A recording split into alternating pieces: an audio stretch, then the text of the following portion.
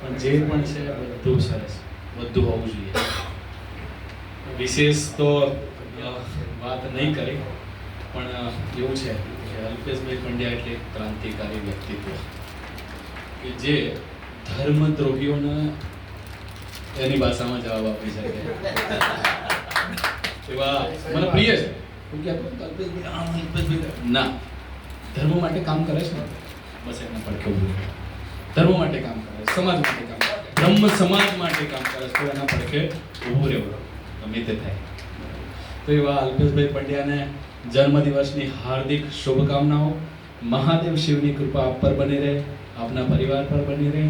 ભગવાન દ્વારકાધીશ શ્રી કૃષ્ણ તમે જે પણ ધર્મ કાર્ય કરો ને એમાં સારથી બનીને તમને માર્ગદર્શન કરતા રહે એવા ભગવાન ભોળાનાથ મહાદેવ શિવનો પ્રાર્થના, દ્વારકાધીશ શ્રી કૃષ્ણ પ્રાર્થના. હર હર મહાદેવ.